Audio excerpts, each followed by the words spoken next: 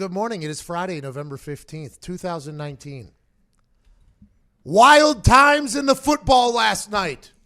Something that I have personally never seen before ended a rivalry game in Cleveland, Ohio. We talked about it yesterday. When you're born in Pittsburgh, you're taught to hate Cleveland.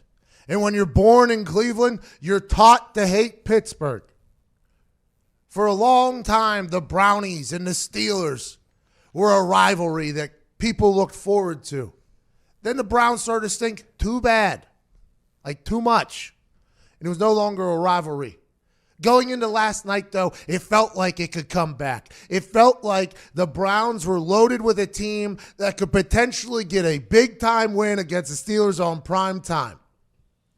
Nobody could have guessed, though, that the end of that game would reignite a hatred for each other like that. There's people in Cleveland right now who are saying, Mason Rudolph started it.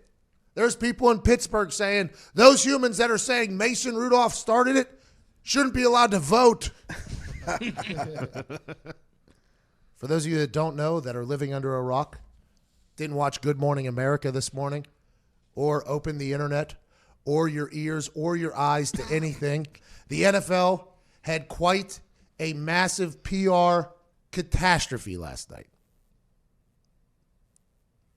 In a 2-score game with 5 seconds left on the clock, on a screenplay, a defensive end who is known for poetry, who's known for being this docile figure, tackles Mason Rudolph, who had already thrown 4 picks in the game.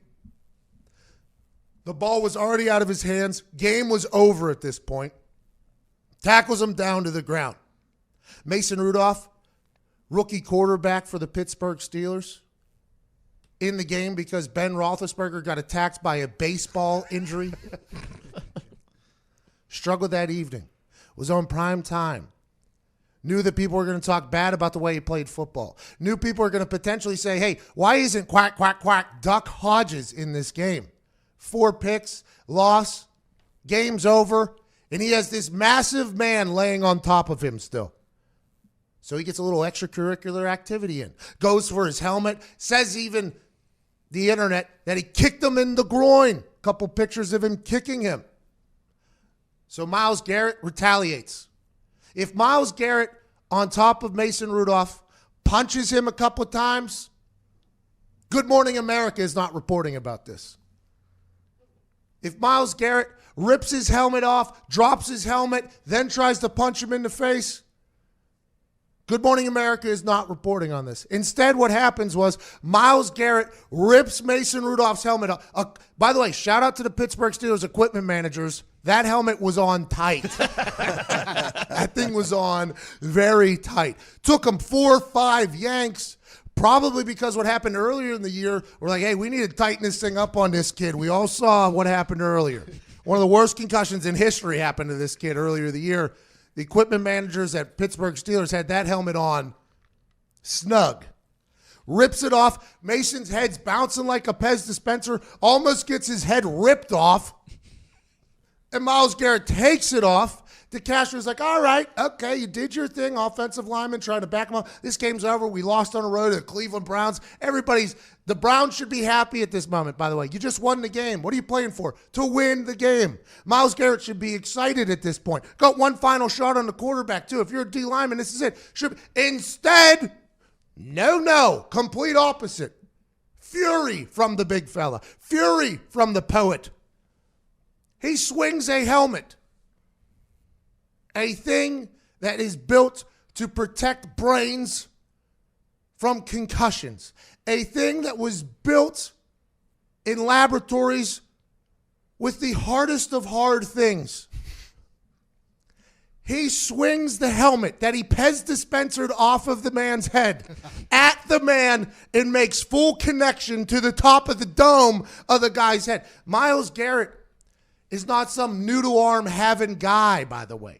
This isn't like when your dad maybe hit you with the newspaper, okay? Unless your dad is 6'10", 295 pounds, freak athlete, this thing was coming down with some real force. Bang! Right on the top of the skull for Mason Rudolph. It was at that moment, Marquise Pouncey, DeCastro, they thought there was no chance this man was actually going to hit him with the helmet. He did that. Brawl ensues. Ogunjobi, cheap shots, Mason Rudolph. Marquise Pouncey punches a guy wearing a helmet in the face and then kicks him in the head as well. Shows incredible loyalty. I would want to be on a team with Marquise Pouncey. There's a lot of things to dissect here. A lot of people are like, this is criminal. I don't like that. I don't like the criminal thing.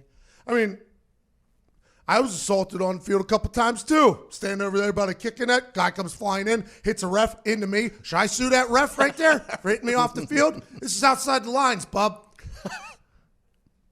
I don't like the criminal thing. I don't like whenever the real world thoughts get into a competitive atmosphere. Because yes, although we live in the same society and football is happening in our society, on a field that is involved in combatives, you can't take the same thought that you have on the street to there. Yes, it was after the play. Yes, he was using a foreign object from the stands. Fuck on. I don't like the criminal thought of it. I understand lawyers say that there probably is a case. I would assume there is. Granted, this has never been tried before. And so I think in legal, like a lot of the world revolves on relying on old stories to kind of get you through new ones. Like, well, in Jackson versus Indiana, that guy smoked weed in his car and he got away with it because it was medicine. Like, that's what they do. They rely on old, if I'm right. Am I right? Precedent. This is right. Precedent, it's called legal precedents, yeah. Nailed it. I watched Dateline. That's never happened before. So I understand people getting mad about it because it was so ridiculous. But I just think, and they say this a lot, protect the shield. Protect the shield. Whenever you're in camp and training camp, one of the first meetings are like, protect the shield. When you get signed in the NFL, protect the shield. This is a privilege to be in the NFL, not a right. You don't just get to be here if you're one of the best football players in the world. That's been proven time and time again. Protect the shield, protect the shield. My nose is running. I've been in 14 states in the last 3 days, and I'm getting emotional about this because really the integrity of the game was jeopardized last night. And that might sound a bit dramatic, but it's real. When the refs mess up, it's like, yeah, the refs are terrible, but the integrity of the game still remains intact. Until you hear a Tim Donahue story in the NFL, the game is still intact, even though the refs are terrible. Players make bad plays. The integrity is still good. The integrity of the game is something that people who maybe aren't fans of the game can say, yeah, that's why that game's terrible right there. This is a gentleman's game, a fraternity of freak athletes. And whenever you're willing to flip the switch and not have the control to not hit another human in the same position as you with a weapon, which is what a helmet is. You've seen it in the past. It happened with Antonio Smith, I believe, right? With the Texans. He rips off Richie Incognito's helmet. Then he goes to swing it at him, and he's like, wait, can't do that. Like, even in one of the biggest moments of anger and fury, and I'd assume Incognito and he had been battling all game, even in there, he's like, can't do that. I've seen a lot of things happen. Fights in practice, fights on the field. I've seen locker room brawls. The thought of using a weapon to hit somebody has never crossed anybody's mind. So I heard a couple people like say, yeah, Mason Rudolph isn't an angel here. I agree. He tried to do a little extracurricular activity. And if he would have caught a couple 2-pieces, maybe a 4-piece in the mouth from Myles Garrett, I think everybody would have been like, yeah. And Yinzers would have been like, hey, add another one for the 4 picks he threw. But instead, it's like, you can't do what you did. It's a privilege and a right to be in that league. Does that league get everything right? No. They make a lot of dumb decisions, but that's going to happen on a regular basis when you got 30 billionaires, a Davis family member, and then the Green Bay Packers organization making decisions. It's their sandbox. You got to play by their rules. But inside of those rules is a group of men trying to make a living. A group of men trying to seize the opportunity of the National Football League in their incredibly gifted talents and abilities. And whenever you can't operate within that society's rules, which is like, we don't do that. We don't swing a helmet at another human and hit that human with said helmet. Maybe like a warning shot, right? Like if he would have like swung and obviously missed him, I'd be like, all right, that guy's athletic enough to know that he wouldn't have reached him there. That was just like, ugh. But to make connection. And if the Castro wasn't there, that shot is much. By the way, he caught the tip of the helmet, the bottom of the helmet. That's the hardest part. That's where all of it is coming together. Mason Rudolph, to his brain's credit, did not turn off in that situation. His brain has been through a lot this year. Take that shot, not get knocked out. I think that says a lot about Mason Rudolph. But this is just something I understand. This is not Myles Garrett's nature. Now, granted, I was tweeted a video of him doing something after their first game where he punched somebody, after their second game, and then now. But you think off the field, this is not his nature. This is something that the NFL has to crack down on. Because whenever people outside the NFL see this, they say, that's why that league is the way it is. Hey, they kneel for the national anthem. They swing helmets at each other. What is this? What is this? Back in my day, we used to go outside and just throw hands with each other. And then whenever it was over, it was over. Now, swinging helmets at each other and stuff like that. You're going to always have those ignorant humans. And those ignorant humans don't matter in our world much. But whenever the narrative gets painted by all those people who aren't football fans, and whenever we give them a reason to say the things that they say, the game looks bad, the shield looks bad, the league looks bad. And that's just something that can't happen. And if you want to respect the shield and appreciate the shield, let's assume that Myles Garrett's done for the rest of the year. biggest win of their year, AFC North win against division rival Pittsburgh Steelers on primetime television. I haven't heard one mother trucker talk about them winning that game. Instead, it's almost like the complete opposite. Like they lost the game. They lost their best defensive lineman for the year. He's gone. Ogunjobi's going to get suspended for a couple games for the late cheap shot, which, to Mason Rudolph's credit, the kid got hit in the head with a helmet, threw 4 picks, gets hit in the head with a helmet after getting Pez dispensered, then gets blind shotted by Ogunjobi, and in a moment that could be utter confusion, he looks right at him in less than a snap of the finger and goes, bitch. He could have took more, I think. I think Mason Rudolph wanted more in that whole thing. It was just a wild scene to end that game. AFC North, tough division, tough guys, cowardly act at the end of that thing. I personally think Mason Rudolph should probably be suspended for maybe the rest of the season too. Why is that, Diggs?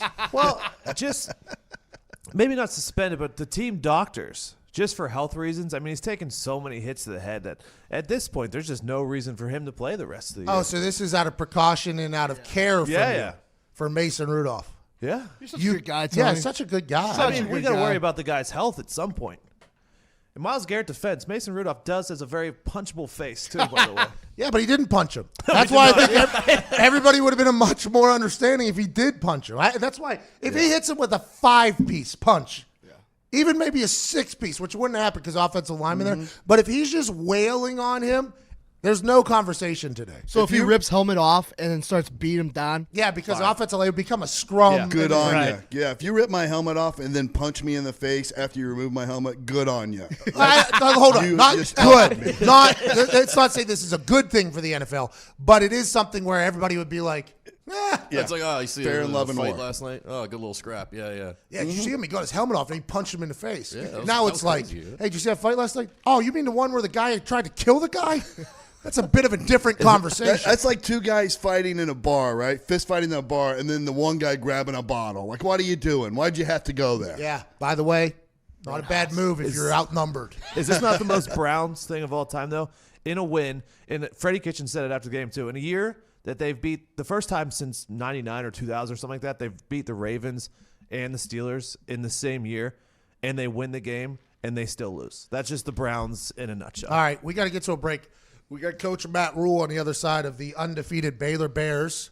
It is 10:15 here on this beautiful Friday, November 15th. Matt Rule on the other side, talk about the undefeated Baylor Bears and them playing host to College Game Day tomorrow, which I will be at. I can't wait for that. After that conversation, more Myles Garrett chat. Here we go. Had a little music issue, it seemed like. We'll call Matt Rule during the break. We'll be back on the other side. I'm going to ask him, hey, what's the craziest thing you've seen in practice? You coach a lot of teams, a lot of places, been around football. And there's a couple people that said, I've seen worse in the places I've been. It's like, what? Where were you? Just so I know. Just so I know, where were you? So I should judge whoever was running the operation there a little differently.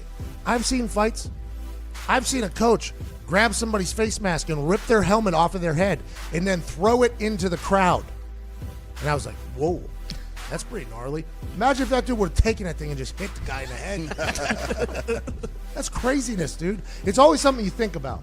Like in hockey, I assume players are like, I mean, I guess you could hit somebody with a stick, right? It happened, I think. Yeah, it's happened before. Yeah, I think it's happened. But it's a respect of the game type thing. Like with the helmet, when you're holding it, there's probably a couple times in practice where people have thought like, oh, I bet you this could. If I had to, this could really do something. Sure. But you never do it. No, because you ruin it for everybody else. You ruined the league. You ruined the game.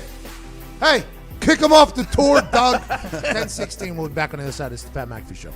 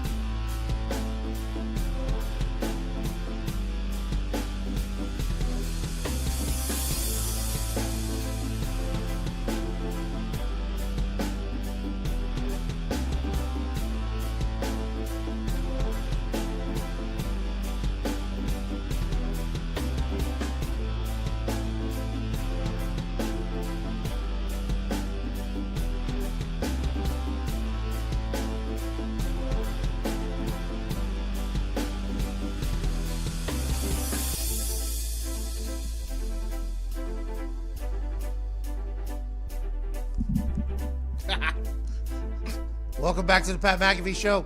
It is 10:21. We are being joined by a man who is an undefeated football coach in the Big 12 this season. He was the head coach at Temple, turned that place around. They're still using a lot of his things down there. Then he went down to this program that had been struggling for a long time, PR-wise. Brought them back to prominence. Has been on nothing but a heater. I got a chance to call one of his games against West Virginia a couple weeks ago. He is a tough, gritty team that wants to win it in the end. Tomorrow, his school, his program will be hosting College Game Day in Waco, Texas. The head coach of the Baylor Bears, Sikkim, Matt Rule. What up, Coach Rule?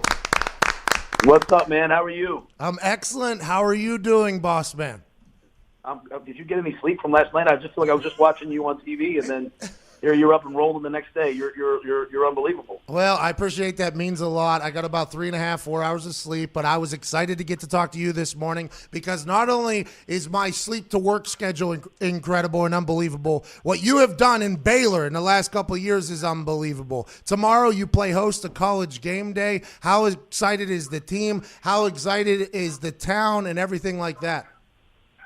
Well, I think everyone here is really excited. We try not to, as a football team, we try not to get caught up in distractions, but I don't think it's a distraction. I think it states that, we're going to play a really relevant game. And for a team that was, 2 years ago, 1-11, that was sitting there at 0-7, 1-8, whatever it was at this time, now our guys have worked and they've grinded and they fought. It's all the same guys. And here they are at 9-0. We've had some thrilling games. We've had some battles, some wars. And we have a chance to play a great Oklahoma team. College Game Day is in town. What a great chance for us to show the entire country our team, but also our school and Waco and all the great things that are happening here. Okay, for people that don't know about the Baylor Bears football team of 2019, they might know of the Baylor Bears of the past. They might know of RG3. They might know of maybe a PR situation. What should people know about the Baylor Bears? By the way, it was a terrible situation that became a PR situation. What should they know about the new, revamped Matt Rule Baylor Bears football team? What should they be expecting from your team on Saturday night and your fan base on Saturday night?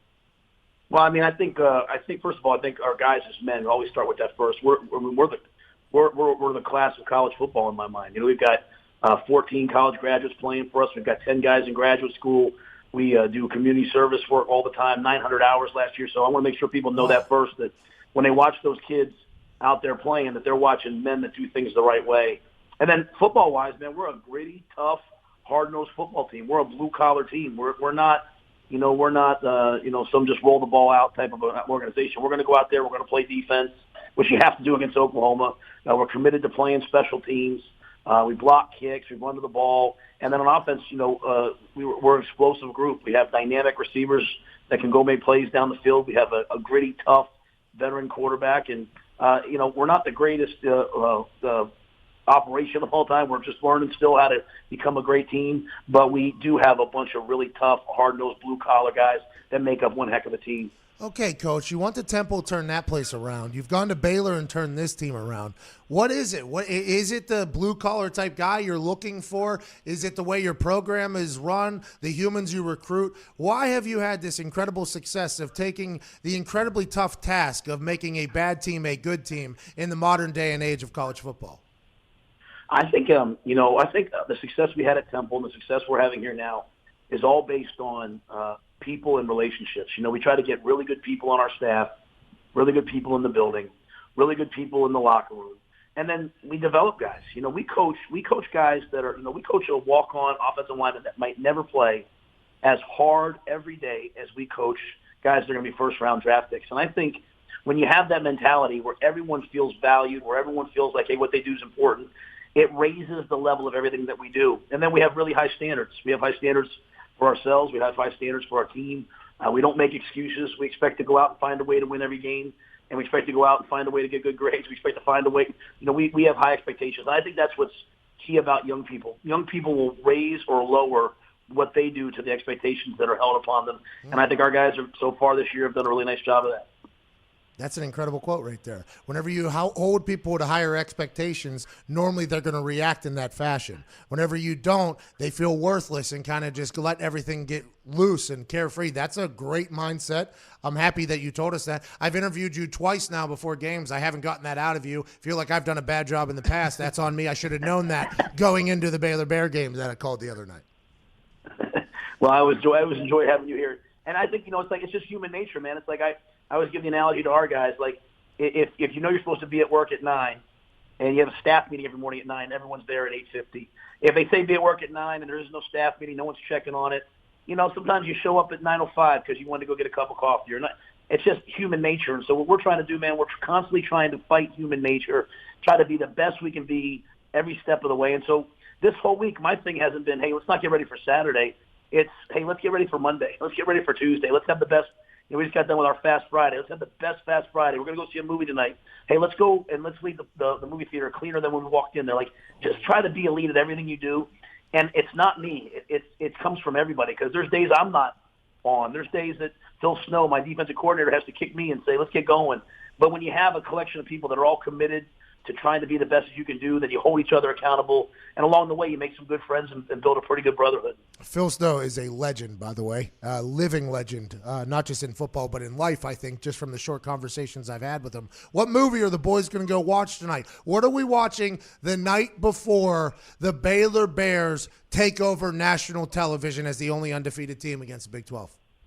We're going to go check out Midway tonight, which is a little longer than normally we try to keep the movie under 2 hours, but since we're playing tomorrow night, we've got all day to watch college football. We're going to go see Midway and see a little wartime action. Should be pretty cool. Hey, I like that. I don't know what it is, but I'm sure it's going to be great. If you're making a decision, I'm assuming it's fantastic. How'd the boys look this week in practice? I remember back whenever I was in college, we had a few big games.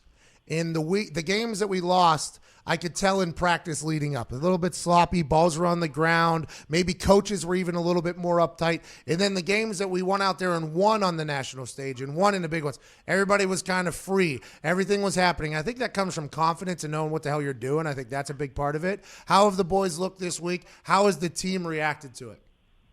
I think it's been one of our better weeks. And, we came out of that triple overtime game last week against TCU. You can always kind of tell on Sunday if everyone was banged up, if everyone was sore, if no one could move. But the guys came in here with incredible energy, bouncing around. And, my message to them has been, hey, guys, 21 days, man. Let's give each other. I'm not asking them to give it to me. I'm going to give it to you. You give it to each other. But we got 21 days. 21 days, and then you guys can go relax, take a breath. 3 more Tuesday practices. And I thought this week they came out on Tuesday. They flew around. They wanted to compete. It's late in the year. We're one of those teams, Pat. We still put on full pads. We're still doing, as you know, field goal versus field goal block. We're still doing inside run. We're going to be that team. And I thought that they brought great energy. And I think a lot of that is our respect for Oklahoma. I mean, our guys on defense know what they're up against. They know that Jalen Hurts is a Heisman candidate. CeeDee Lamb's a Biletnikoff candidate. And so if we don't practice well, if we don't play well, we won't have much of a chance. But I'll tell you this about our guys. They don't play well when we're not loose. Even when you saw us against West Virginia, we were kind of an uptight team. And this week I love the vibe that I'm getting. They understand that, you know what, we've earned the right to be here. Let's go play. Let's not do something different. Let's just do what we do. Your quarterback, Charlie Brewer, is a story that I love. I got a chance to talk to his older brother outside the stadium, and he said, yeah, we just used to beat him up back in the day. And that has paid off, by the way. He's this incredibly tough quarterback who can make plays. And you said to me, it doesn't matter how the first 3 quarters go. In the fourth quarter, Charlie Brewer wants the ball in his hands. When you have a quarterback like that, you got to feel good in any close game and in any game, I'd assume. Tell me more about Charlie Brewer. Well, he's exactly what you just said. He's a gamer. Earlier this year we're playing Iowa State. We have the ball. We have to go down and move the ball in the 2 minutes. He says, "Just give me the ball. Just get out of my way, coach. Like I got it." He doesn't complain. All he does is move his team down the field. He protects the football. And what you said was so true. He plays like a tailback. He's so tough. He gets up off the mat time and time again. And I always feel like when we have him out there that we have a chance to win the game. And he's a special kid. He comes from a great family. His dad was the quarterback at Texas. His granddad was the quarterback at Texas. His brother Michael, who you met, was the quarterback at Texas Tech and then Virginia Tech. So he's been waiting his turn, and it's pretty cool to see him, the things that he's doing here on a national stage. Two quick ones here before I let you go, and I can't thank you enough for your time here the day before your incredible hello to the world, which is going to happen tomorrow in Waco in game day and then tomorrow night against Oklahoma. I have not gotten a written thank you from the Baylor Bears. I called the Texas Tech game that kind of started this entire thing. Is there anything in the mail? I'll tell you what, there will be something in the mail in the next 3 minutes for your catalyst approach to our season. We appreciate that. No, it was awesome though. Whenever I got to call your game here against WVU a couple weeks ago, and I was looking into the stats, and I was like, damn, literally that Texas Tech game and the Texas shootout against Cliff Kingsbury, you guys ended his career as a college coach, and then started something absolutely beautiful. In talking to your team the night before that game and talking to Charlie Brewer, it felt like you guys were close to getting going. And then an entire offseason of work, you've only compounded on top of that. It's been fun to watch your team. All right, I have to ask you one thing, not Baylor Bear related or college football related. You obviously saw what happened with Myles Garrett and Mason Rudolph last night. You've been in football forever. I mean, you played in college. You've coached ever since. Have you ever seen anything like that? I cannot think of a time where I've seen somebody connect with a helmet-to-helmetless human being in all of my practices, training camps, and even games. Yeah, it made me think of the the Kermit Davis punch in basketball, where they broke the guy's jaw. And at the end of the day, on Twitter, and I'll just say this. The one thing we tell our players all the time is you are responsible for what you say and what you do. And on the football field, we let you get away with more sometimes because there's so much emotion. But at the end of the day, that was over the line. I think when helmets come off in fights and a guy punches a guy in the face, that's over the line. To hit him with a helmet is beyond that. And if to me, who no one cares what I think, but if they suspend Pouncey, they're crazy. I wouldn't want to be on a team where my guys didn't come over there and fight for me. And even after getting hit in the head, someone else knocked the quarterback over, and that's ugly. And I'm sure Myles Garrett's a wonderful human, and I'm sure moments after he regretted it. But I hadn't seen anything like that. And what you're more than anything you're afraid of is a lot of people make great decisions their whole life, and then you're trying to teach young people, hey, one bad decision. It's not about I'm not worried about you being an alcoholic, but I am worried about you having too many drinks and making a bad mistake. So it's about one bad decision can affect the rest of your life, and that punch could have affected the rest of his life or Mason Rudolph's life.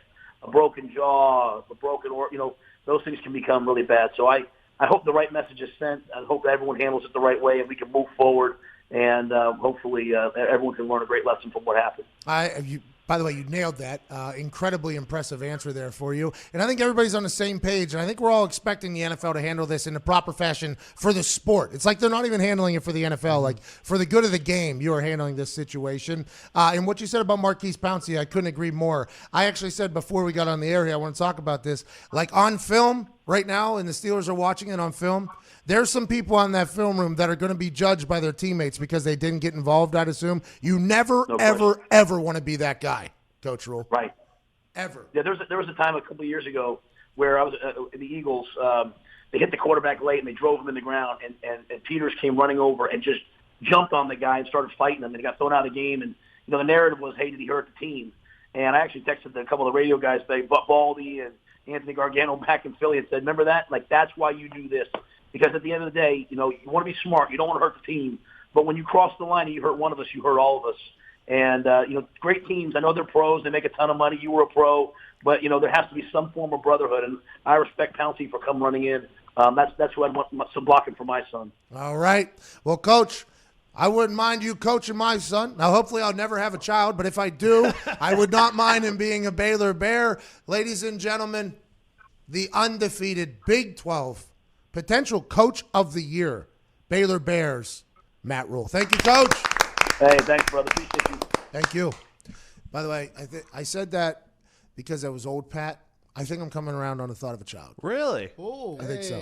Now's not time for the conversation. Guy got hit in the head with a helmet yesterday. But I think I'm coming around. So I apologize for saying that to old Matt Rule. If I do have a child and it is a boy and it has any athleticism in it, instead of just being a lazy, self-entitled, spoiled little prick that I'm thinking he's going to be. Never met him before, but I'm just thinking that's going to happen. I almost want to go completely broke, disappear, and have a kid. True, you're right. You know what I mean? Yeah. Like, I think that'd be better for him.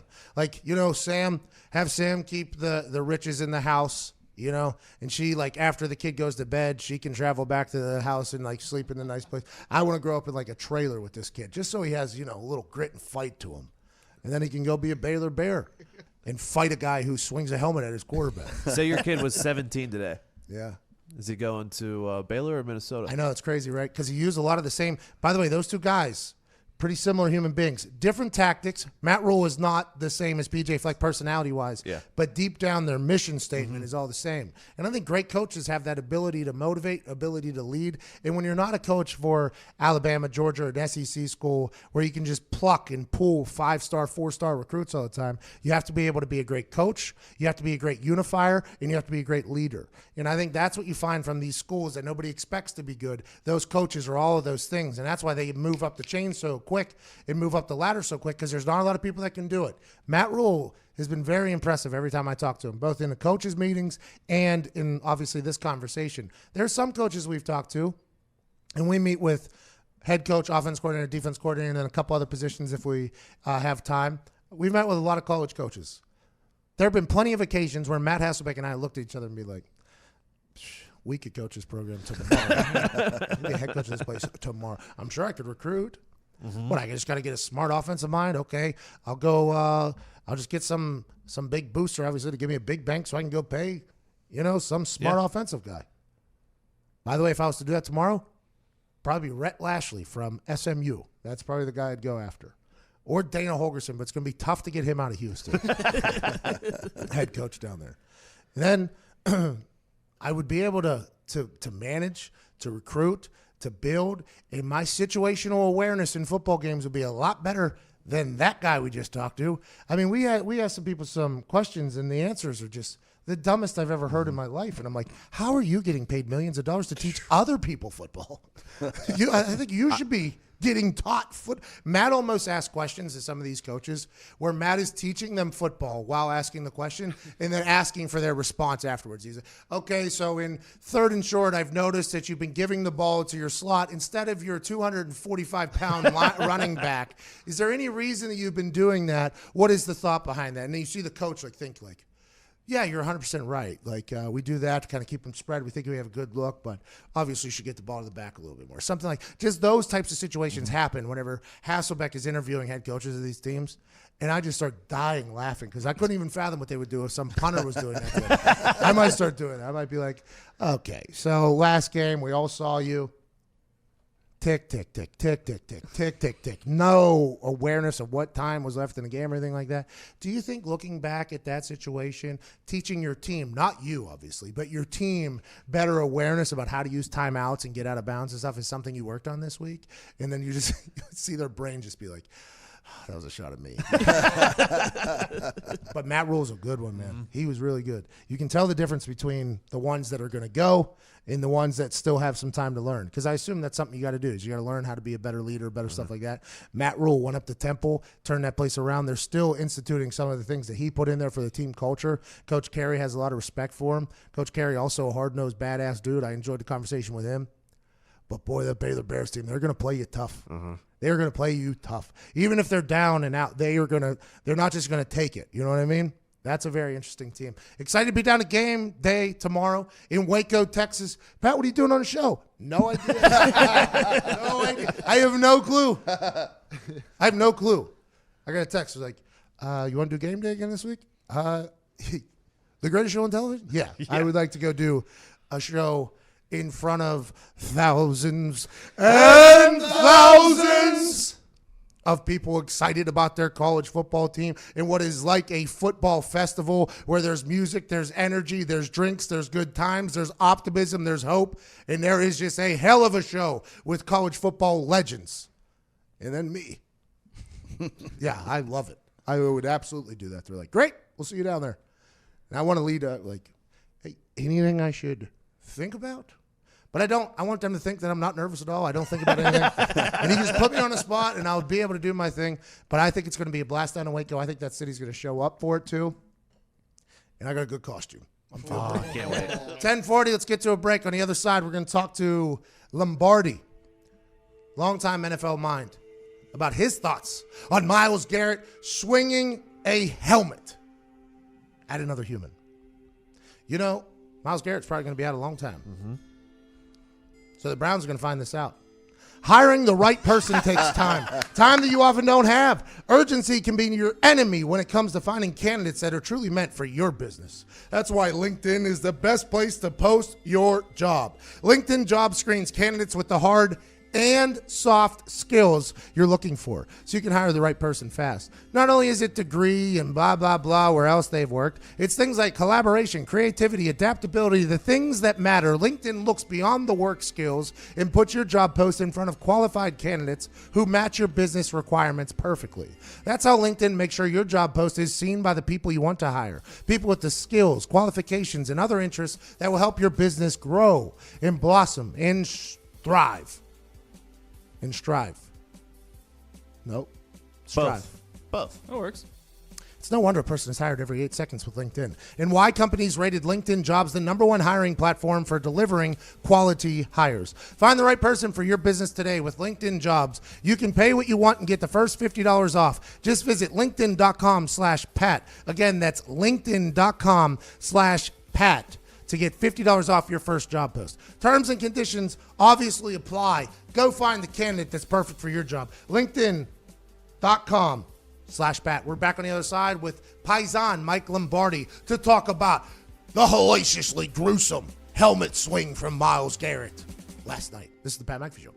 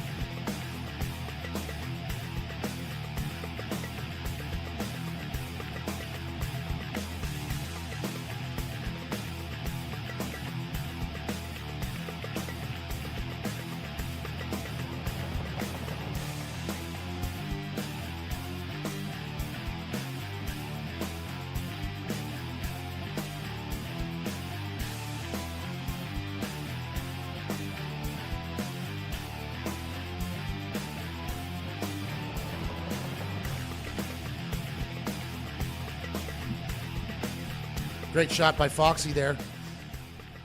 Speaking of shots, there was a bad one taken last night by Myles Garrett with a helmet to Mason Rudolph's dome. One of the most egregious things I've ever seen in sports. The most egregious thing I've ever seen in football, for sure. Might be the most egregious thing I've ever seen in all of sports. I just didn't have enough time to think about it because it happened last night and I didn't sleep much. Joining us now is a man who's been around the game a long time. Front office, scouting, coaching, you name it. He joins us every week for his gambling predictions. The guy's got a good brain. Can't wait to hear his take on the entire situation. Football royalty, Michael Lombardi.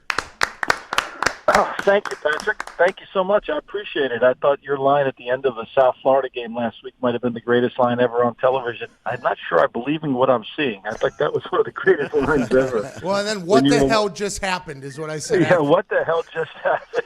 I think it's one of the greatest lines. I think that shows tremendous vulnerability and honesty. It's remarkable. But last night, what happened? Look, it's funny. I wrote about this for The Athletic today. I was the GM for the Browns for 1 year, traded Trent Richardson to you for a first-round pick. I got fired. Your boy Grigson got a huge contract extension. Move on. The money. Okay, I'm moving on.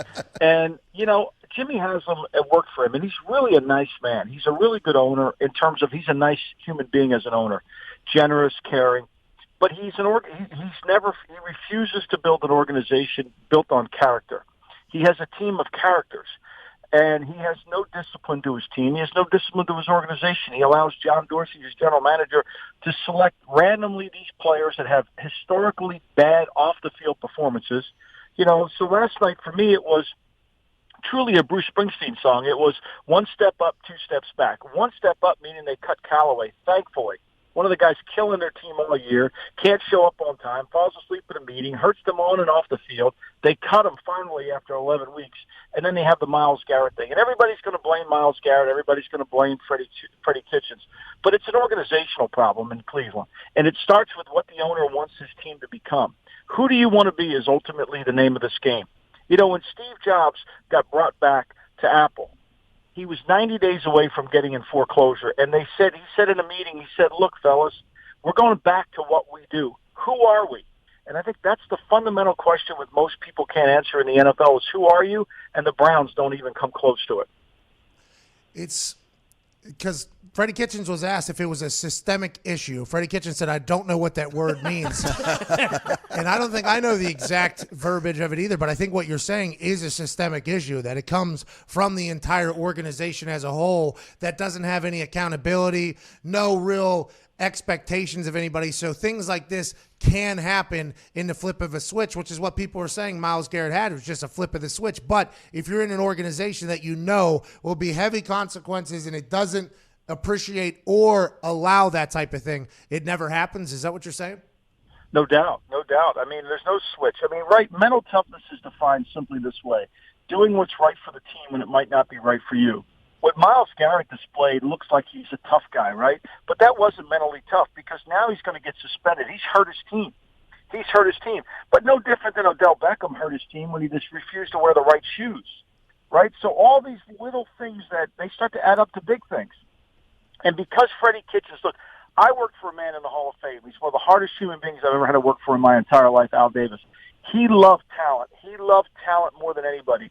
It was always the coach's job to make the players not fall asleep in the meeting. It was always the coach's fault when a player showed up late. It was always the coach's job when a player made a mistake. It was always his fault, never the player.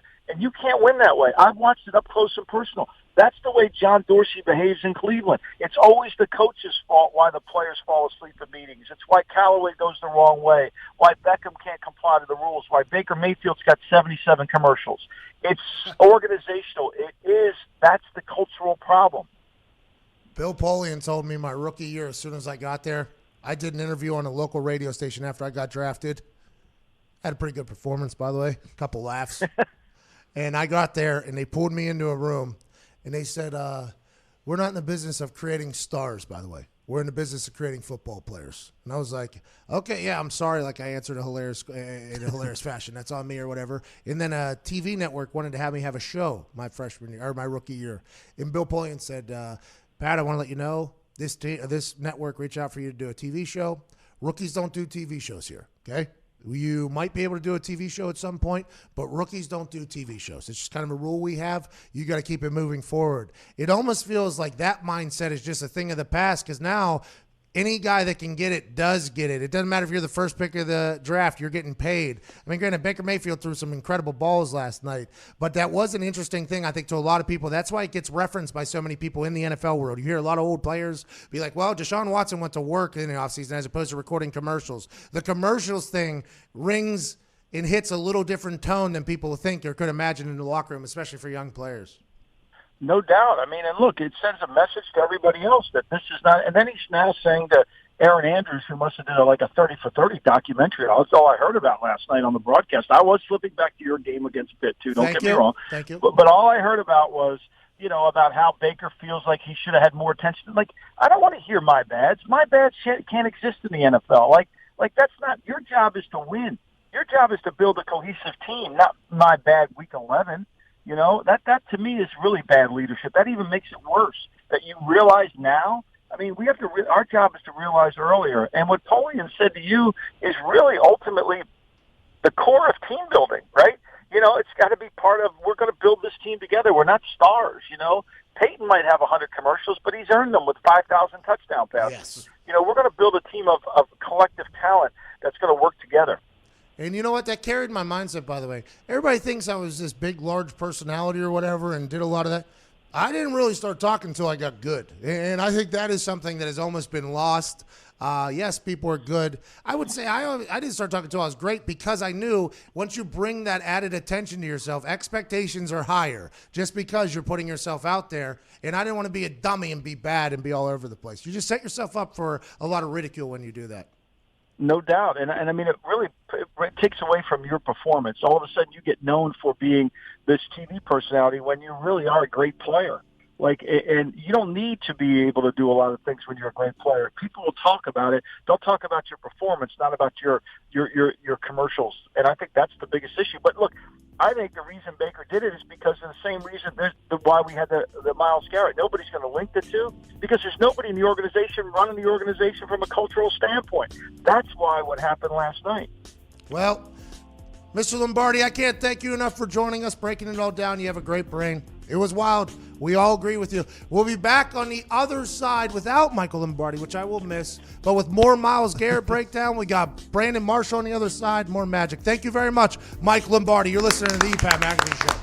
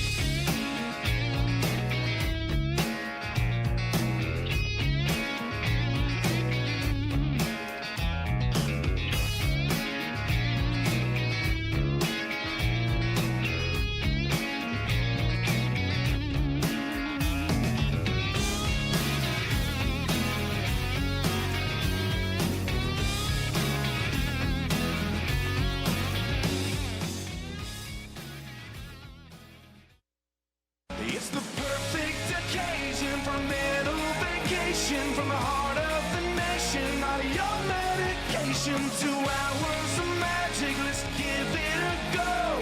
Ladies and gents, it's the Pat McAfee Show.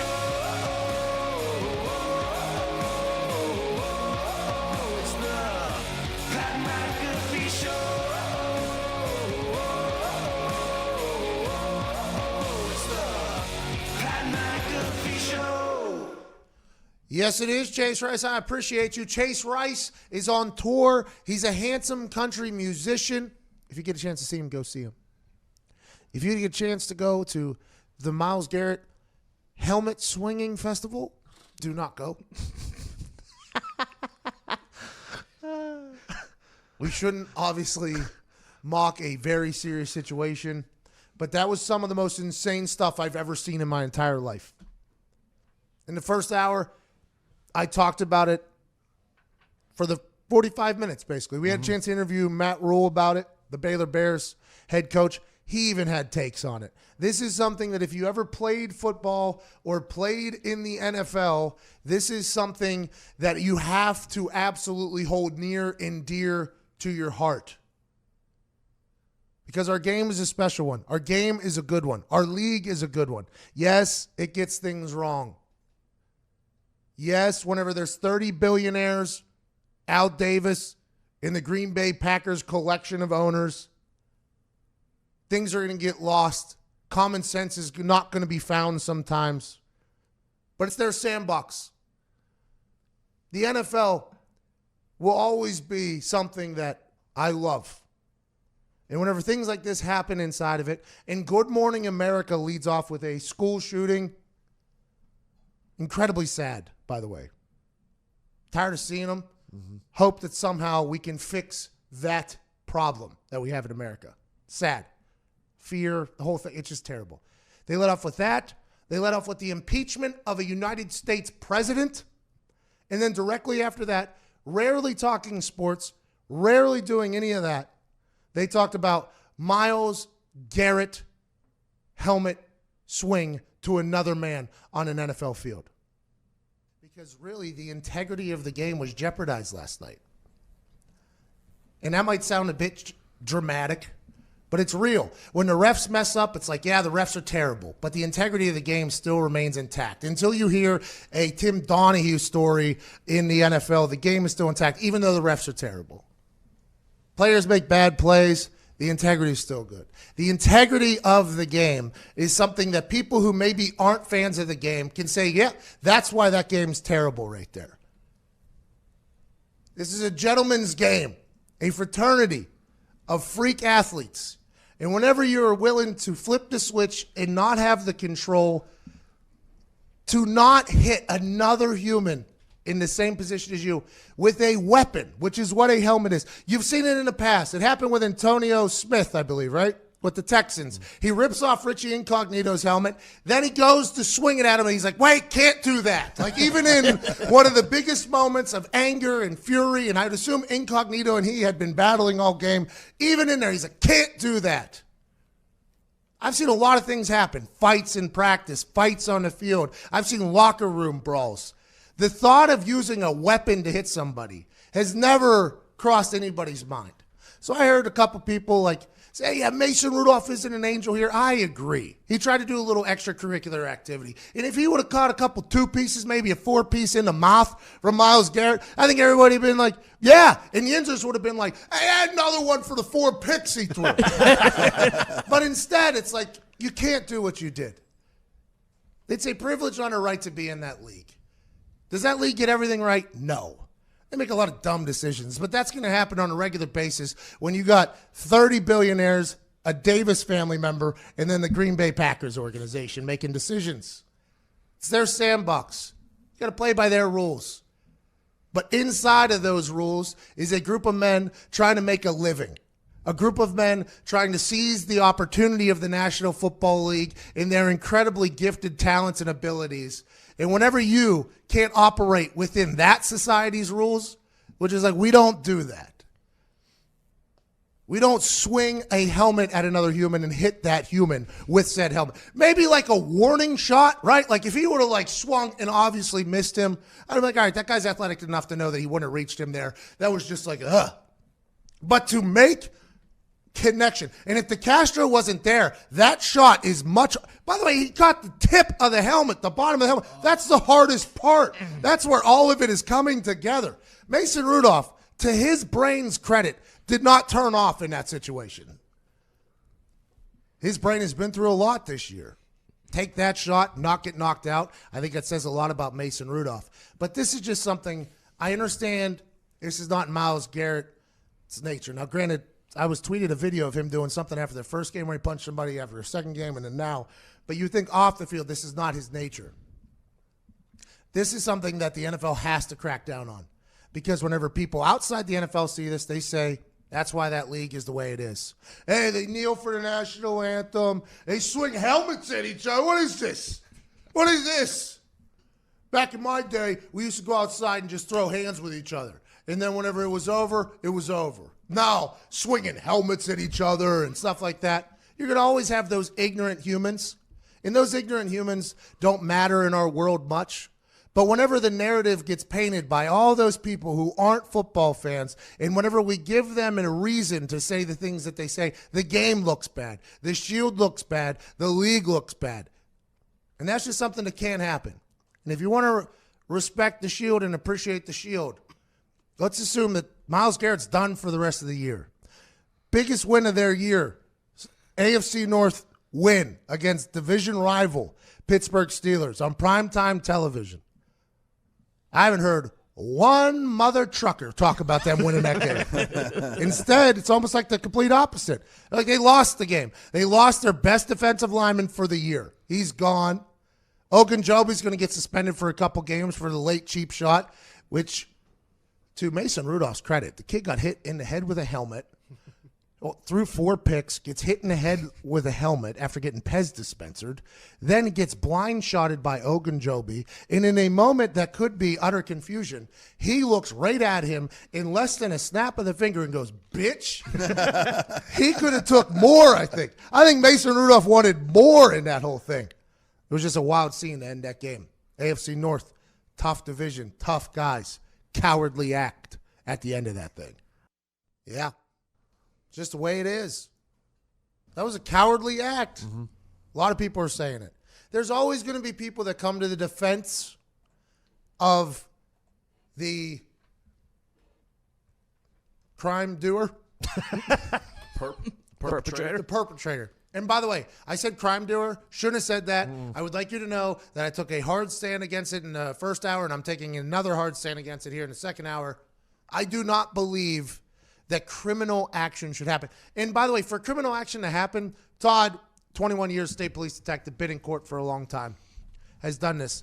The district attorney of Cleveland would have to press those charges or file those charges, or how does that work? Correct. Which there's already precedent, like you said, that they don't do that because it happened in the context of a sporting event. So short of Mason Rudolph personally filing charges, it's not going to happen. And also, that district attorney's from Cleveland. This happened to a Pittsburgh Steelers. That district attorney will not get voted in ever again if they were to press charges on that. So let's just take that off. I understand people wanted to talk about how disgusting and despicable it was by calling it an assault and trying to relate it to something that would happen in the real world. It's impossible to do so because in the competitive sphere, in a combative sport, things are going to happen that you can't compare to everyday life. You just can't do it. In the first hour, I said, there was one time where I was standing by my kicking net, guy hit a guy late, bumped into a referee that was standing on the sideline. That referee then dove and took my knees out, almost blew out my ankle and ACL. What if that cost me my career earnings? Who do I sue? The late hit guy that did something illegal in the sport of the game? Or do I take out the referee for not being athletic enough to not take out me? Legs. Take out me legs. It sets a bad precedent for everything else that could potentially happen. Ryan Clark went on a interesting rant on Get Up where he said some things that were I mean, I think he'll regret them in about a week or so. I think he'll have to come out and say, like, clarify some of the things. I think some things came out. He was almost defending Myles Garrett a lot. But he said something that was real. Like, when Romanowski spit in another guy's face, like, is that something that we're going to – there's things that happen in the sports world that although in the real world they might be terrible. And in the sports world they're terrible, but we can't compare them apples to apples. It is very much apples to oranges, which I never understood what that meant until right now, by the way. I think that is one of the only times that particular cliche could work because it's real. It's not the same. It's a different world. So I don't like the crime thing, but definitely expect Roger Goodell and the boys over and ladies over there at the new NFL office in New York that said they're calling a emergency meeting today, basically. They want this thing handled by today. They want the news of the suspension to be handled today. They don't want this going into the weekend. They don't want this to linger into Sunday's games because every pre-show will talk about it. Every single game cast will talk about it. There will be a personal foul during the game. Bang, it'll get brought up again, and it just continues to tarnish the game because one human lost his mind in a critical moment on national television when a game was already won and does something completely egregious, ridiculous, and stupid. The NFL doesn't want that to happen. I assume they're going to get an answer today, and I assume Myles Garrett is not playing for the rest of the year. Yeah, they have to do it today because then you have a full college football slate tomorrow. Then you have a full NFL slate on Sunday, and then by Monday you're talking about what happened on Sunday. But if you wait until Monday, you revisit this for 3 or 4 days to fill time for next week. Yeah, Also, we these do teams shows. Play each other again in 2 weeks. Yes. It's not going to go away. Yeah, we do shows, right? Mm-hmm. If they don't do something today and they let it wait. By the way, we are assuming a lot of things here that they would do this. The NFL has not handled situations like this well in the past. Today could be different, though, because, as I said, I think the integrity of the game was questioned last night by a lot of people. By one vicious act, I think the integrity of the game was potentially up for grabs. And that might not be how everybody feels. It's definitely how I feel, though. You can't have a game where people look at it and say, a bunch of idiots play that sport. It's not a bunch of idiots, man. It's a lot of humans using a lot of data. There's a lot of IQ that goes into this. And even though a lot of these guys might not be the most educated humans when it comes to schooling, whenever it's on a football field, they're incredibly smart, diligent, hardworking men. Not a bunch of savage, loose cannons who do dumb things on primetime television. The league is trying to change that image because that is what the NFL is. As somebody who's been in a locker room, negativity hogs publicity. You got a lot of good humans in the NFL doing a lot of great things, not only for the communities they play in, but their hometown communities as well. A lot of great things. You don't hear about them all. I wish you would, but you don't. 99% good, I would assume, in the NFL. Maybe 98%. I mean, I hadn't done the math. But it's these moments of stupidity that happen that really paint the game in the league in a bad image, and it has to get handled today. I mean, this is something that has to get handled today so that Saturday, Sunday, Monday, Tuesday, Wednesday, this is all we talk about. Has to get handled, have to do swift, just justice. And I don't think it should be hard for the NFL because a lot of the other issues that they've been criticized for, the suspensions, things like that, were more sensitive issues. This seems like across the board, like ex-players are like, just do it for the rest of the season, just get it over with. I feel like everyone will be happy if they just do, 6, 8 games, whatever the rest of the season is, and then it's just over with. Yeah, and I think Myles Garrett is even expecting it. You know, like this is something that the NFL, who doesn't always get it right, could potentially get right. And everybody be like, yep, nobody's expecting the suspension to go into next season. But he should be done for the year. I think everybody knows that.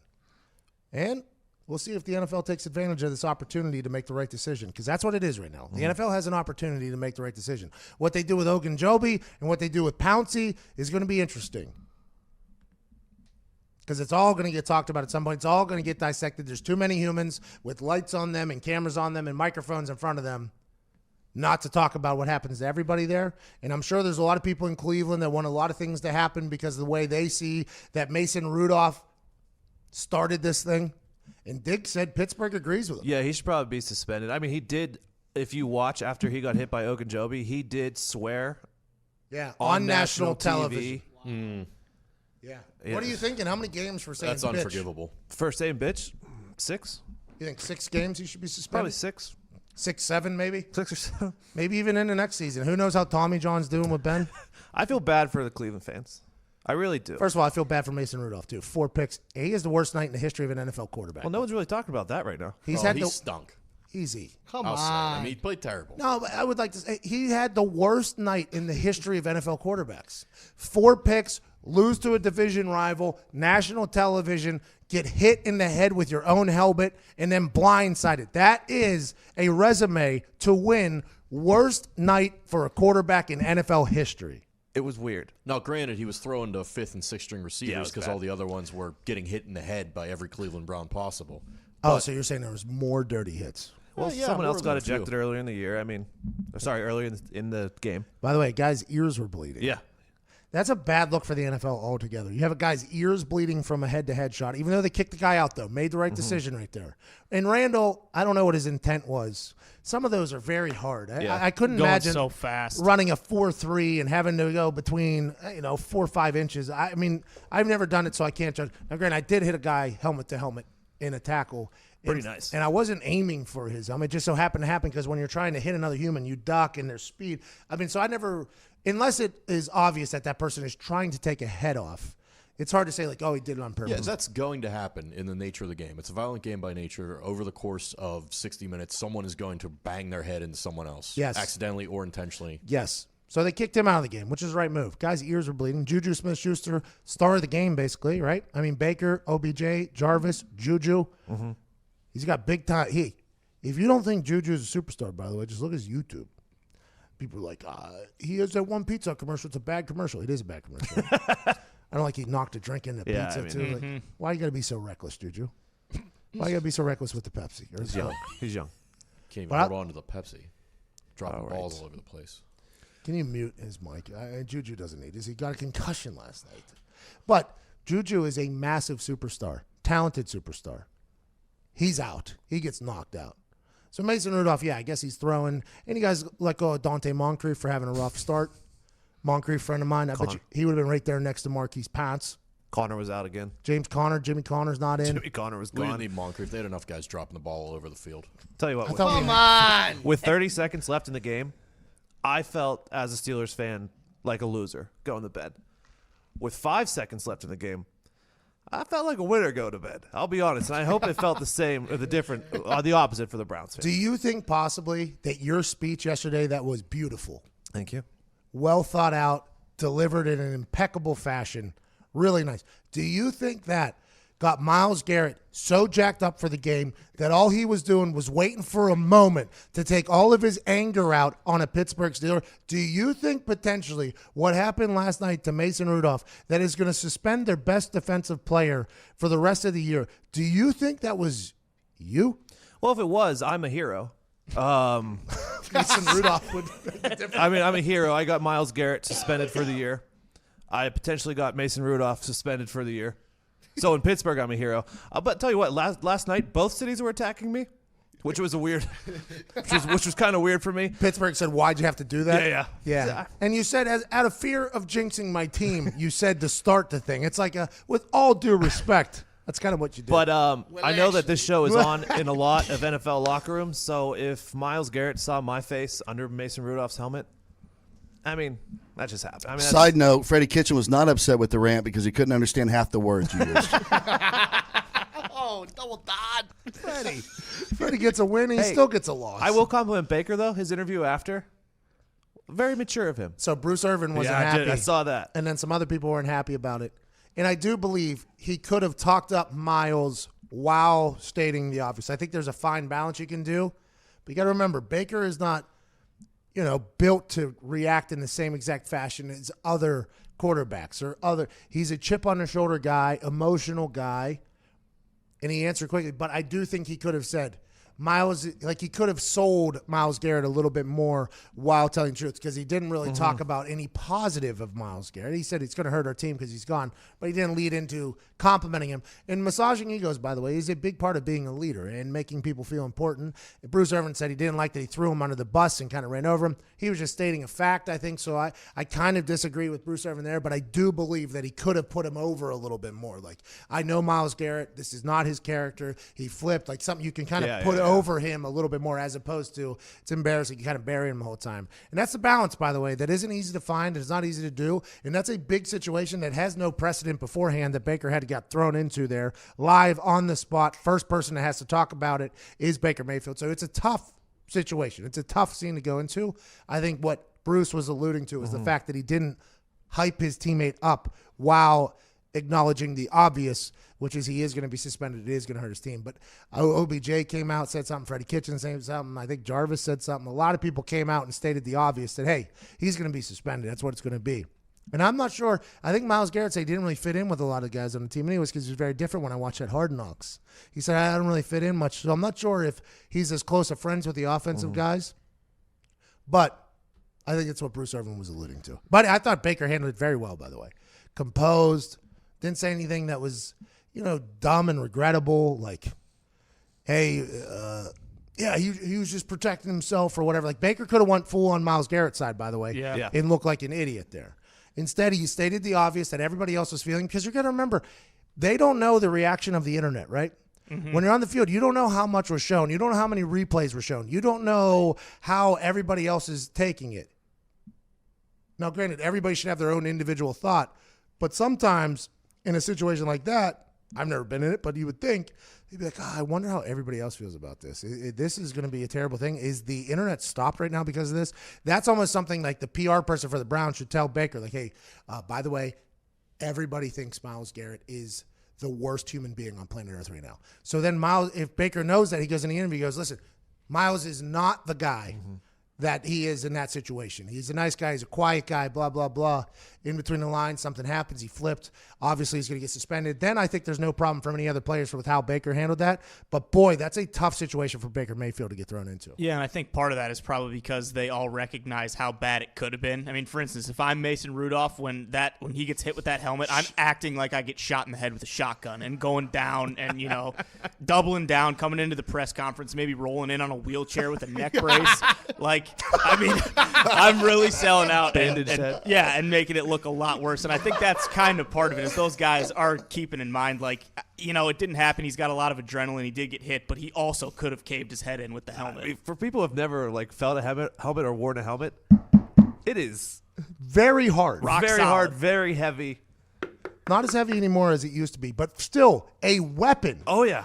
I would take a helmet if it was easier to hold, because the face mask is kind of different, because it goes straight down, and then the helmet's round, so it kind of hits. It's an awkward holding thing. It's not like you swing like a bucket. Like, it's not like that, because the face mask is kind of locked down.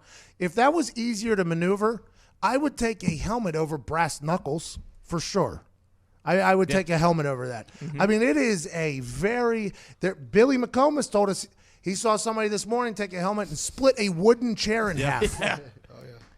You nailed it, Pat. DeCastro is the hero, because if it weren't for him taking some of that swing off of that arm, he would have split his skull. Now, DeCastro, Marquise Pouncey, as soon as he got involved, was throwing hands. DeCastro, I think, was trying his best to be like, okay, yeah, you guys got into it. By the way, if it was just a fight, I think every NFL player, the media would be like, yeah, this happens. Like, Mason did grab his helmet. Mason did try to kick him off in his groin area, though, so he tried to kick him in the balls.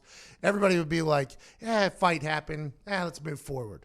Instead, though, just like the rest of the world and why we're so surprised by it, DeCastro had no idea that was coming. He was just trying to back him up. This is my quarterback. This is my guy. Let me move him back here. And he might have saw the swing, and he's like, what is he? Is he throwing it back to him? And then when he sees it come swinging out, he's like, wait a minute. He gets his arm in the way, kind of slows it down, so he still gets a big shot. I don't know what that could have been, though, if that's clean. That's not. And then DeCastro's like, you're not going to, are you kidding me? Tackle, Pouncey, bang, bang, bang. By the way, guys that you want on your team, and I'd argue if you didn't play in the NFL, and let's just say you're an everyday human, humans that you would want in your squad with you, Marquise Pouncey, DeCastro. There's going to be some people on film, I think, for the Steelers organization where Coach Tomlin's going to learn a lot about them quickly, and the teammates are going to learn a lot about them quickly, not getting involved. There's been situations where a scuffle would happen over by my kicking net, and on film you see me put my helmet on and poke my nose in there. Did I want to? Not really. Knew I'd get killed in there. But if you don't put on for your teammate in film, it's not good. it is not good news. And if I was on that team, I'd like to think, by the way, that I would go jogging over there.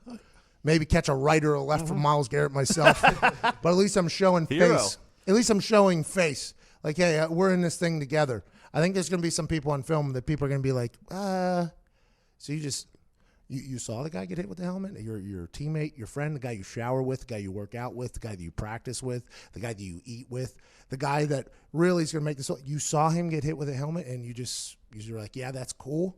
I think you learn a lot about a human real quick. Just like on draft day, none of his teammates went to his birthday party. That's a good point. Yeah. That is a great It's a point. big part of this whole thing. Now, I'm not saying Marquise Pouncey should have kicked the top of a helmet, but I like the fact that he got after him there. Deion Sanders tweeted it out last night, and I retweeted. He said, by the way, for those that don't know, Marquise Pouncey is a hero in that NFL locker room. I'd agree on the trip home from Cleveland last night. A lot of people are coming up to Marquise. You a real one, man. Hey, if I ever get my head hit with a helmet, I hope you're still on the team, dog. He went in there rabid. Threw fists at a helmet, kicked a helmet, probably broke his hand. He said he blacked out. He said he didn't remember anything after seeing the helmet being swung. He said he just saw red and blacked out and then did whatever he did. Marquise Pouncey's a bull out there. I found a photo online. I actually just made that, but that's where he should have came out like. That's how Ty Schmidt would have showed up at the thing. Ty Schmidt would have been looking for insurance cash. Yep. You guys still got Halloween makeup left over? Ty Schmidt said he would have showed up. If you're just joining us here in the last minute and a half, 2 minutes. It's visual. I apologize. 3-4 minutes ago, Ty Schmidt said that the NFL and everybody's lucky that Mason Rudolph didn't milk this for what it was. Mm-hmm. You know those car crashes where it's a fender bender and people come and show up to the insurance and they're on crutches and their neck and they got their back wrapped? That's what Ty Schmidt would have done if he's Mason Rudolph. Is that correct? Yeah, without question. I mean, because people aren't thinking either. He's probably got like a bowling ball on top of his head this morning from the bump. Like, he's going to get a new helmet. He's going to need a new helmet. I mean, yeah, he missed opportunity for him, you know? Yeah, and I think he should have a little self-awareness. He threw 4 picks. He's probably not going to get the massive payday soon. I mean, he might become a better quarterback over time. I think a lot of people are thinking that. Steelers are thinking that. That's why they don't put in Doc, quack, quack, quack, quack, quack, quack, quack, quack, quack, quack. Quick payday right there. I agree. You know who won last night? You're muted still from the last hour. You know who won last night? Oh, you're still muted. You know who won last night? Who? John Harbaugh and the Baltimore Ravens. Yeah. Yeah. I don't think they were worried either way. Yeah, well, first of all, the Browns winning helps them out. Steelers getting a win is not good for the Ravens. So that helped. Remember, if a game was played with scoring. People seem to forget that. A game was played with scoring, and that is going to affect a lot of things in the AFC North, which are potentially going to affect a lot of things in the AFC with the Baltimore Ravens being the new it team, hot team. And if they can continue to do that, the Steelers had a chance there if they go on a run to kind of get in their way, make them have to travel a much harder road to get deep into the playoffs. Instead, the Steelers get a loss, but in the end, do they get a win? No Myles Garrett for the rest of the year. That's what everybody's assuming. No official ruling has happened. Let's expect that to happen, though, I think. You hate to say it, but what I'm kind of gathering from Diggs is that a lot of Steelers fans are wishing that helmet would have landed flush last night. No. I don't want to. That's kind of what it sounds I don't like. I don't wish brain injuries on anybody. I will say this, though. Watching the game last night, neither of those teams are a threat to any of the top teams in the AFC. Those offenses are – both of those offenses are And I would argue horrible. in your rant yesterday, you never said that the Steelers were a particularly great football team. No, it was mostly attacking the Browns. And the city of Cleveland. Yeah, the city of Cleveland, which I still will do You again. almost feel vindicated by what happened at the end of that game. The Browns will same old Brownies. Well, there's a fine line. You can still celebrate the win last night and say what Myles Garrett did was despicable. You don't have to defend him just because you're a Browns fan. You're talking about Browns fans on Twitter right Yeah. now. It's been tough. My mentions, people have been coming after me saying Mason Rudolph's the cause of this whole thing. It's like, yeah, I agree. He acted like a little bit of a pissant there. That's what children say, though. He started it. But Rudolph That's is trending. Twitter. But Rudolph. No way. But Rudolph. Yeah, it's trending. I love the world we live in. But Rudolph. See, that's what I mean. He goes down like he gets shot in the head with a shotgun. No one's saying that. If you've been thinking about your home security, there is no better time to get it than right now. Ty rolling in there with his legs straight out, wrapped with like socks. a towel around your leg, sling in your arm. Mm-hmm. Act like you've lost your voice too. Sorry. Mason Rudolph gets a quick like $20 million from the NFL on Myles Garrett. Mm-hmm. And then those, by the way, for concussions, you can pass the baseline test and all those things and still say like, I don't feel good. Kerry Collins, they thought he was going to be ready for a concussion like 3-4 weeks out after a concussion. He said, no, I don't feel good. I had to send him home. Brought in Dan Orlovsky. That's when I got to meet Dan Orlovsky. Mason Rudolph, man. Hey, that's one tough song, bitch. Don't you think? I mean, he is big. How many games do you think you should be suspended for 6. swearing on national 6. television? Mason Rudolph? 6 games. See, that's why you know I'm not some biased Steelers fan. I'm saying that Mason Rudolph should get suspended Good for you, Tony. for his act. Hey. Thanks, Foxy. Hey. Hey, Good for you. I am proud of you doing Thank that. Realizing both sides of the thing This is here. a national show. This is not just a Pittsburgh You show. know what? International. Lock him up. International. Who? Criminal Mason charges Rudolph? on Mason Rudolph. Lock him up. Sure. If you've been thinking about your home security, there's no better time to get it than right now. This week, Simply Safe is offering listeners of this show the best deal of the year. You'll get 25% off any new system plus a free HD security camera. You hear me sing the praises of Simply Safe Home Security on the show every week. It's the best home security, period. With Simply Safe, you'll get everything you need to keep your home safe. Entry sensors, motion sensors, a smart lock, video doorbell, security cameras, you name it. Plus, Simply Safe offers 24/7 professional monitoring with police dispatch that's 3.5 times faster. I know Simply Safe's founder, Chad, have for many years. Mm-hmm. Good guy with an impeccable home security system. Simply Safe is the home security we trust over here. So if you've been waiting or on the fence about getting a security system, don't wait. Go to simplysafe.com/Pat to get 25% off your system plus a free security camera. This is the best deal you ever find on home security. Order now to get this exclusive offer. 25% off and a free security camera at simplysafe.com/Pat. SIMPLISAFE.com/Pat. It's only $15 a month for around-the-clock monitoring. Cameras everywhere. Use an app. It's easy. It's cheap. It's efficient. Right now, 25% off.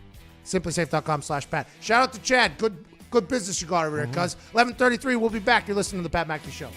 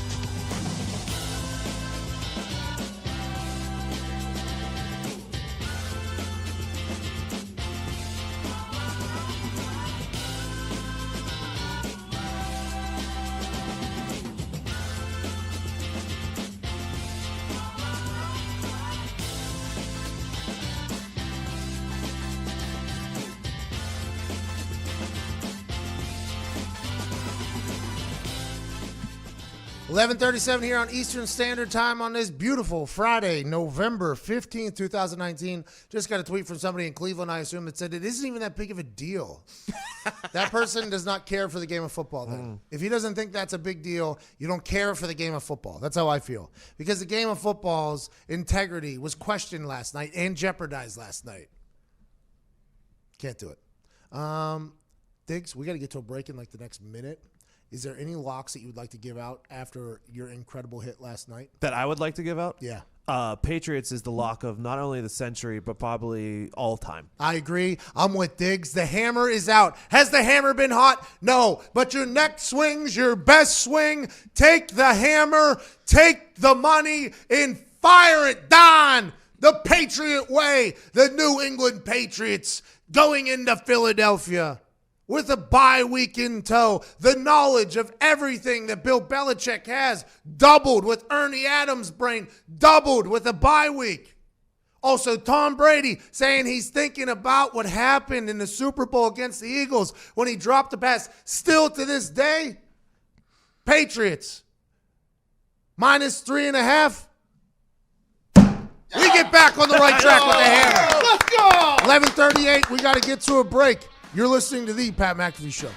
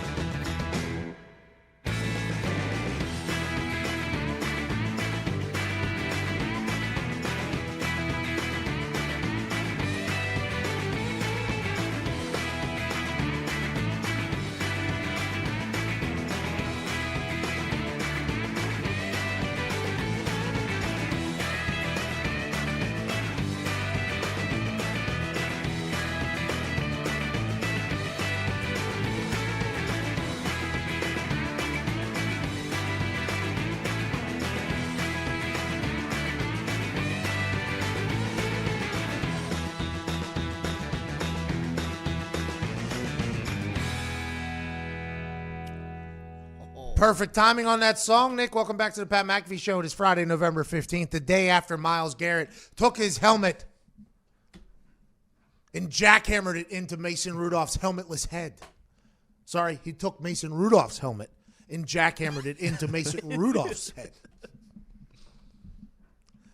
There's no precedence like this in the NFL. Antonio Smith, who did a almost swing after ripping Richie Incognito's helmet off his head, in a fit of fury. Incognito can be that to people, an infuriating individual.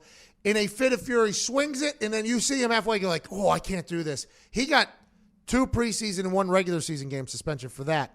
Nowhere near what Myles Garrett did on national television at the end of a rivalry game when the game was already won.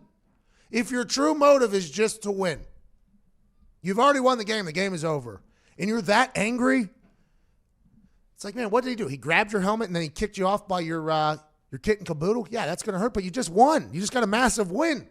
Instead, Mason Rudolph started something. This is what Cleveland fans say.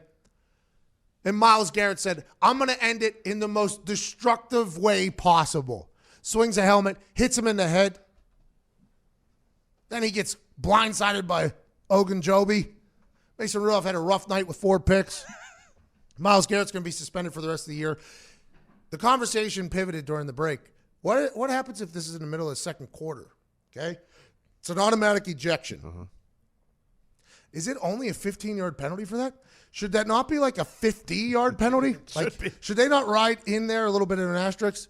Okay, if you take somebody's helmet off and hit them in the head with it, that's a 50-yard penalty. It is not the same as a regular personal foul. It is not the same. It's not a 15-yarder. It is a 50-yard penalty if you do it. Like in hockey, if somebody takes their skate off and swings at somebody like Happy Gilmore, they should be allowed to do a shootout with no goalie in the net. Oh, I like that. A breakaway with no goalie in the net. What's the penalty for this? Because a guy took his skate off and tried to assassinate another individual. We think the penalty should be the other team gets a breakaway. What is that called? A breakaway goal? Yeah, but Empty netter. no, it's an empty net. But the shootouts, those are called. What do? They do just breakaways. Is that what they're Yeah, called? just a breakaway. It's a shootout. Penalty shot. You got Penalty shot. Oh, There it is. Penalty shot. Yeah, I knew there was something. A penalty shot with no goalie in the net. Like, I think that would be a justified, maybe 2 times. That's interesting because you're not just giving them the goal. There's still a chance they could miss the net. Still good. Yeah, they got to earn it. We're a competitive sport. You got to earn it. But if you're swinging your helmet at somebody middle of the game, yeah, I think it should be a little bit more than a 15-yard. Well, and they just put that in there just so, like, I don't think they ever anticipate anyone actually doing that. Otherwise, I think there'd be a little bit more in What the did we rule miss, book. boys? What did we miss? Anything? We miss anything? Did we get the peeing on the sideline rule? Yeah, it's okay. Next year, Article 15 is going to have B, C, D, E, F, like right after all those. Like, it's just going to have a bunch of like different little lines. Asterisks? Yeah, like a man cannot use other man's helmet against thy man. Are we on national television or is it just regional? If it's national television, it is a 50-yard penalty. Might as well put it on the goal line. Give them a 2-point play in the middle of the game. I saw some people, not a lot, but some people coming at Tomlin because after the game he just said no comment. That's Mike Tomlin. Yeah, That's what Mike Tomlin does. Everybody, like Bill Belichick handles press conferences like Bill Belichick. The way Mike Tomlin handles them is like Mike Tomlin. That's what he gives no answers to anybody about anything at any time when he's standing in front of a microphone. It's impressive, by the way. And Mike Tomlin doesn't get enough conversation about how good of a coach he is. Has never had a losing season in Pittsburgh. Pittsburgh's a tough place to coach. You got some diehard fans. Any place where that has diehard fans, tough place to coach because people care what you do. They care about the mistakes that you make.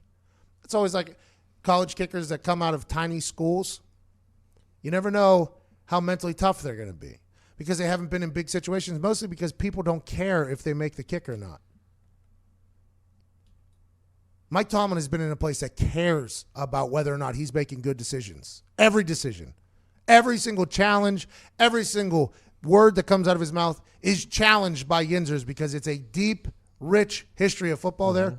He's never had a losing season, and I don't think he's ever conducted himself in any manner other than tackling a guy, which Yinzers liked, actually. Yeah, I enjoyed it. Aside from that, Tomlin has been the most right down the middle guy I think I've ever seen coach a team, especially at that magnitude. Super Bowl winner, man. Yeah, I mean, nothing he says there helps the situation either. I mean, the league's going to take care of it. In this case, most of all, a lot of times it's like, oh, yeah, the league will take care of it. Well, this one's very obvious. It's going to be handled. I wish he would have been. Well, obviously, it was an egregious. We don't live in our fears of helmets, though. So Tomlin's the reason why I'm in the NFL, so I'll always appreciate I love him. him. A lot of Yinzers do not, but I do. Yeah, I think that's interesting. I think they just haven't seen what's around the league enough. Yeah, who are you going to get to replace him? Yeah, who are you going to call? Freddie Kitchens? That's like when Ben was getting criticized for his play. I'm like, well, now you see like what's waiting for you. That guy got hit in the head with a helmet last night. Will you relax with that? Did you not see the photo? No photo, man. Of him at his press conference afterwards. Yeah. on, I mean, I feel bad for the guy. Still stinks at quarterback, though. Jesus. Jeez, are you kidding me? Come on. No Tom. black and The gold. guy's got a goggles today. gooner on top of his head today, the size of that camera over there. There was blood and brain matter and skull fragments. Listen, I would leaking from his defend head. Mason Rudolph, but when you know Are that you, there's though? a future Hall of Fame quarterback sitting behind him, it's a little hard. Somebody just told me that this was self-defense on Twitter. I love that. The idiots of the internet. Just remember that person that says that and thinks the things, their vote counts the exact same as yours. Remember that. When you're voting, you're like, oh, why'd something not go my way? That person's vote counts the exact same as yours. I don't think it's right, by the way. This is probably a pretty hot topic in the real world, and I don't study the politics enough to know exactly what's going on everywhere. But I do know that I've encountered a lot of humans where their vote should not be the same as mine, or Ty's, or even Zito's. Think about that. It should be a quarter of the vote. They should have that. It should be a situation. I mean, I got members of my family. I'm like, why do they get to decide? Can we not have our best decide? I don't even think mine should be worth an entire vote compared to other people. I mean, like these very impressive individuals now. I'm talking to them. I turn around. I'm like, my vote counts the same as that person.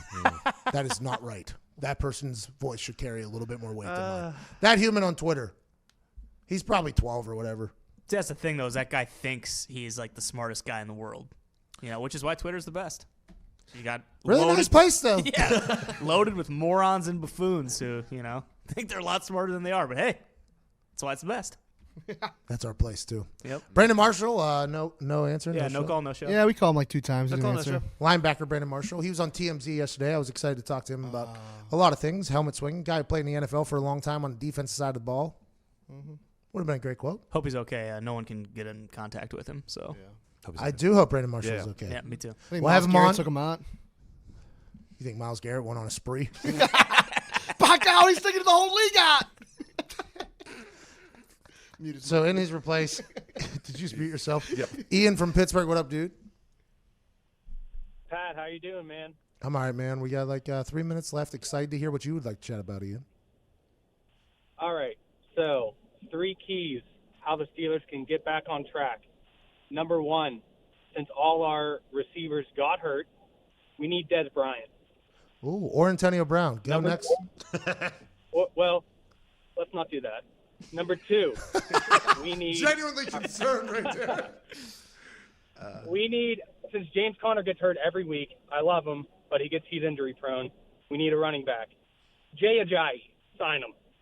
Whoa. Okay, Ian, you're a fantasy football owner. Let's keep it moving. What's your third one?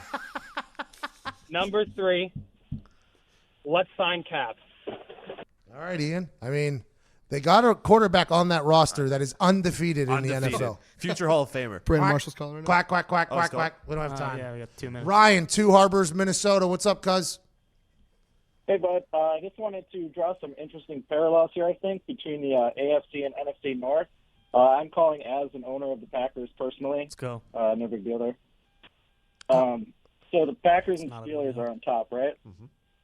Ryan, just got to be quick. Breaking news just happened. And Brian, let's go, Brian. I think this is going to be really. You know what, Brian or Ryan? Call him Monday. Breaking news: Browns DN Myles Garrett suspended indefinitely with a minimum of at least this regular season and playoffs. Suspended without pay indefinitely. Steelers offensive line Marquise Pouncey suspended 3 games and fined. Browns D lineman Larry Ogunjobi suspended 1 game and fined. Other players involved may be fined. So there we go. Marquise 3 games. Myles Garrett indefinitely without pay. Ogunjobi 1 game. Mason Rudolph no games thus far. Diggs. That's unbelievable. How does that happen? He said bitch right on national television, Diggs. Suspend him. Mason Rudolph, in Diggs' eyes, needs to be suspended indefinitely for his poor language last He night. started it. Lock him up.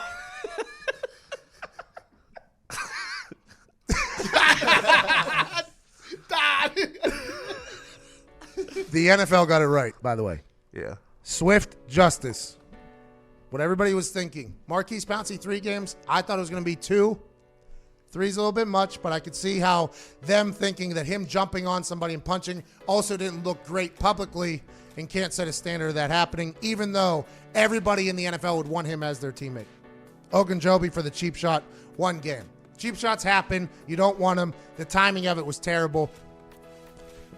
But the NFL got it right. Good for the NFL. Good for the folks in New York. Myles Garrett, that's tough. He was a great player. One bad decision, though, can affect the rest of your life. Coach Matt Rule said that. It affects at least the rest of the season. Who knows how it's going to shape up? Looks like the Ravens are in a good spot. The NFL weekend's cooking. I'll be in Waco tomorrow morning for game day. College football's kicking. We hope you have the best weekend of your life. This has been the Pat McAfee Show. No clue why you listen. Let's get out of here.